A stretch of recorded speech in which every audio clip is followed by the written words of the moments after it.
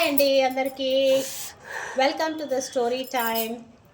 So ఒక ప్రయాణికుడు ఒక అడవి గుండా ప్రయాణిస్తూ ఉన్నాడనమాట. ప్రయాణిస్తూ ఉంటే ఆ అడవి చాలా మట్టుకు అతను క్రాస్ చేసి వెళ్ళిపోయాడు.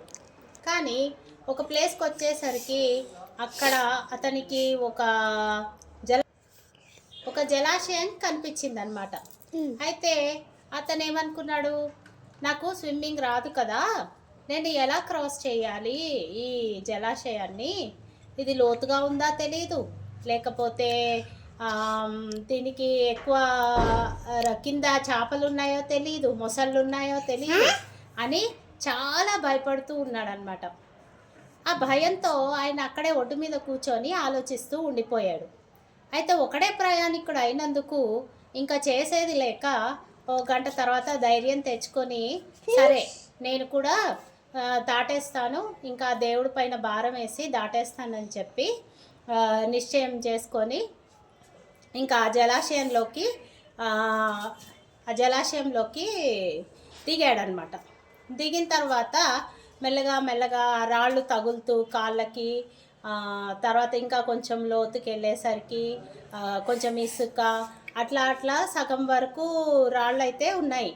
ఆ తర్వాత అతనికి కొంచెం లోతు ఎక్కువైనట్టు అనిపించి భయపడడం మొదలుపెట్టాడు. సో భయపడుతూ ఉంటే ఇంకా చేసేది లేక నాకు ఎట్లాగూ ఇప్పుడు నీళ్ళు ఇంతవరకు వచ్చేసాయి, నేను ఉన్నా లేకున్నా ఇంకెట్లయినా కొట్టుకుపోయినా సరే ఎట్లయినా నేనైతే ప్రయాణించాలి అని ధైర్యం తెచ్చుకొని అలా అలా అలా పీకల వరకు నీళ్ళు వచ్చేదాకా ప్రయాణించాడు.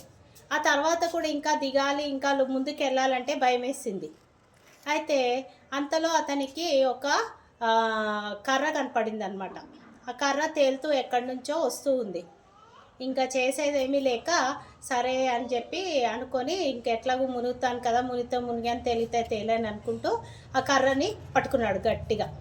గట్టిగా పట్టుకుంటే ఏమైంది, నీళ్ళలోకి వెళ్ళిపోయి ఊపిరాడకుండా అయ్యాడు. సరే అని అట్లానే ఇంకా దేవుడి పేరు తలుచుకుంటూ ఉండి కాసేపటికి చూసుకుంటే ఏమైందంటే ఆ కర్ర అతన్ని వేరే ఒడ్డుకి చేర్చిందనమాట. సో చాలా బాగా అనిపించి అతనికి, అమ్మయ్య నేనైతే సేఫ్గా వచ్చేసాను ఇంకో ఒడ్డుకి, నా ప్రయాణం ఇంకా సేఫ్గా సాగించుకోవచ్చు అని అనుకున్నాడు.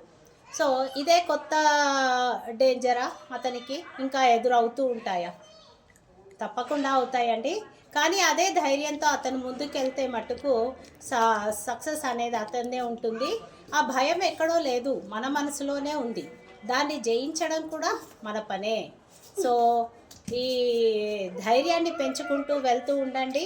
ఆ భయం కలిగించే ఫ్యాక్టర్స్ ఏంటో కనుక్కొని వాటిని లైఫ్ కోచెస్ హెల్ప్తో క్లీన్ చేసుకుంటూ వెళ్ళిపోండి, డిలీట్ చేసుకుంటూ వెళ్ళండి. Thank you so much and have a great day.